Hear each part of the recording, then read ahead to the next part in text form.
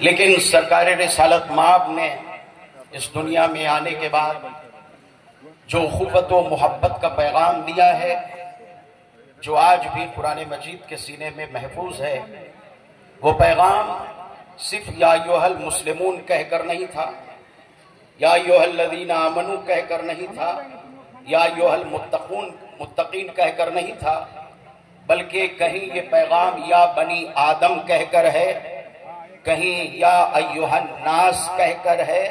جو یہ بتاتا ہے کہ سرکار رسالت مآب تمام عالم انسانیت کو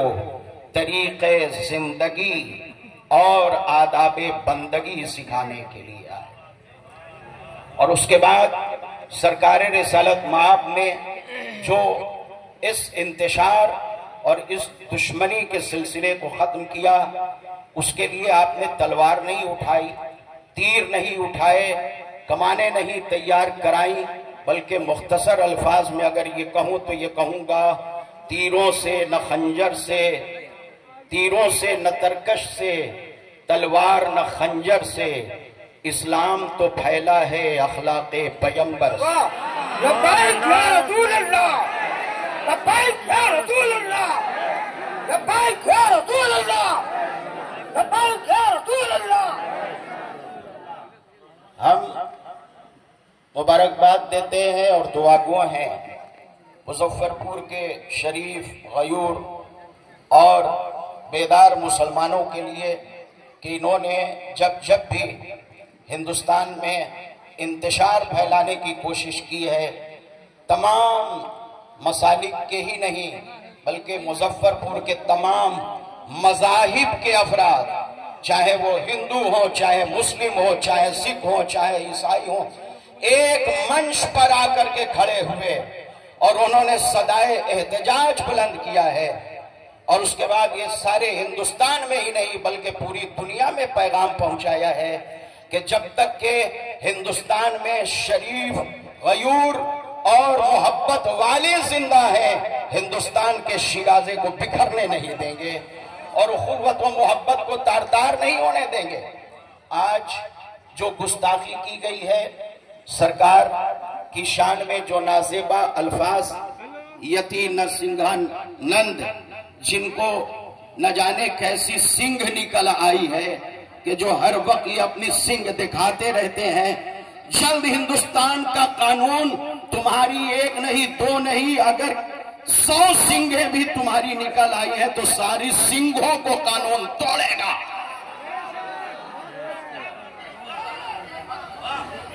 اور یہ بتائے گا کہ سنگھ والوں کی جگہ چڑیا گھر ہے، انسانی بستی سنگھ والوں کی جگہ نہیں ہے۔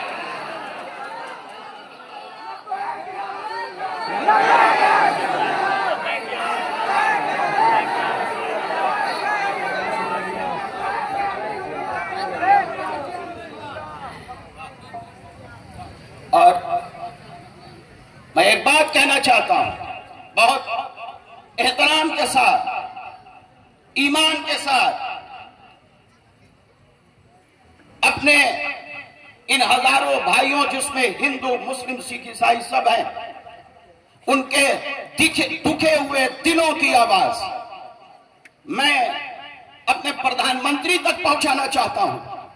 صدر محترم تک پہنچانا چاہتا ہوں کہ سرکار کی رسالت، سرکار کی شان میں، آپ کی نبوت میں اور آپ کے پیغام انسانیت و محبت میں کی جانے والی کوئی بھی گستاخی در حقیقت ان سینکڑوں ہزاروں ہندوستان کے مسلمان سپاہیوں کی توہین ہے، ان کے بارے میں ناانصافی ہے، جو ہندوستان کی حفاظت کے لیے ہندوستان زندہ باد کہتے ہوئے سینے پر گولی کھاتے ہیں، لیکن دم توڑنے سے پہلے کہتے ہیں اشہد ان لا الہ الا اللہ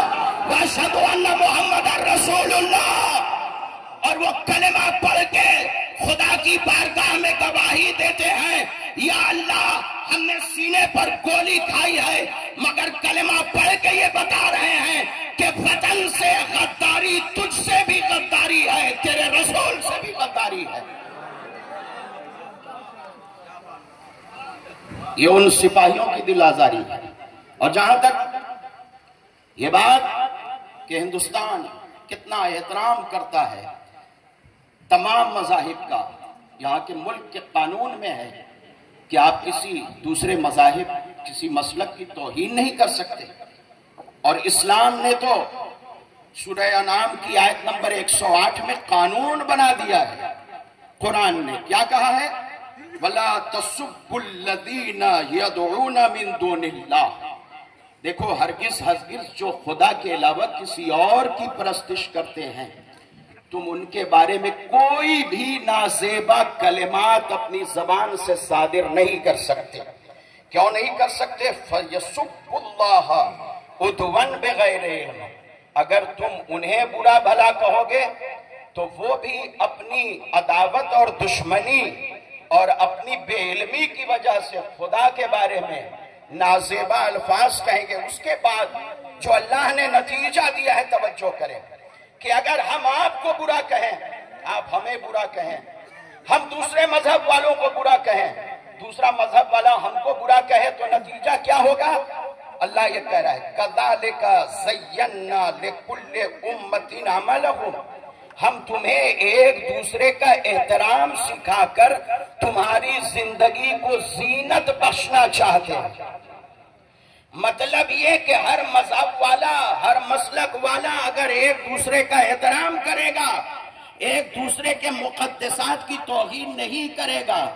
تب اس کا ملک آگے بڑھے گا، تب اس کا ملک مزین ہوگا. اور اگر تم ایک دوسرے کے خلاف نازیبا الفاظ ادا کرو گے تو ذلتیں تم پر مسلط ہو جائیں گی. ثم إلى ربهم مرجعهم فينبئهم بما كانوا يعملون. اور دیکھو اس بات سے غافل مت ہونا کہ تم سب کو ایک دن ہماری بارگاہ میں پلٹ کر آنا ہے تو ہم تم سب کا حساب لیں گے کہ تم نے کس کے بارے میں کیا کہا ہے. اب جہاں تک سوال ہے اس بات کا کہ یہ کوئی نئی بات نہیں ہے کہ جو گستاخی کی گئی ہے، مختلف طریقوں سے گستاخیاں کی جاتی ہیں اور آج بھی کی جا رہی ہیں، تو اس کا سدباب کیا ہے، حل کیا ہے کہ اس کے دروازے کو بند کیا جائے. جو اس کا حل ہے اس میں کا ایک اہم حل یہ ہے، غور سے سنیں، ایک اہم حل یہ ہے کہ ہم اپنے اسمبلی میں، اپنے پارلیمنٹ میں جب نمائندہ چن کر کے بھیجیں تو یہ دیکھ کر نہ بھیجیں کہ ہمارے مذہب والا ہے یا دوسرے کے مذہب والا ہے،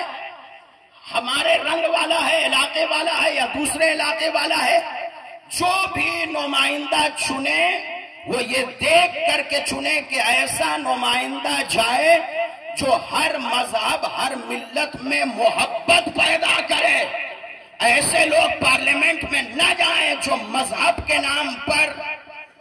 فرقے کے نام پر لوگوں کو آپس میں بانٹ کر کے رکھ دیں. اس لیے کہ اگر ایسے لوگ جائیں گے تو پھر وہ پسے پردہ ایسے لوگوں کی حوصلہ افزائی کرتے رہیں گے جو یہ گستاخیاں کرتے ہیں. ہمارے شہر مظفرپور میں ماشاءاللہ انصاف پسند لوگوں کی کمی نہیں ہے اور یہ شہر محبتوں کا شہر ہے. اس لیے ہم امید کرتے ہیں کہ آئندہ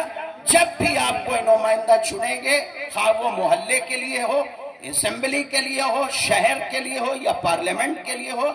ایسا نمائندہ چنے جو لوگوں کی خدمت کرے، لوگوں کے ساتھ محبت سے پیش آئے، نہ ایسے لوگوں کو جو مذہب کے نام پر آپس میں لوگوں کو لڑائیں اور سماج اور معاشرے میں نفرت پھیلائیں. والسلام علیکم ورحمۃ اللہ وبرکاتہ. مولانا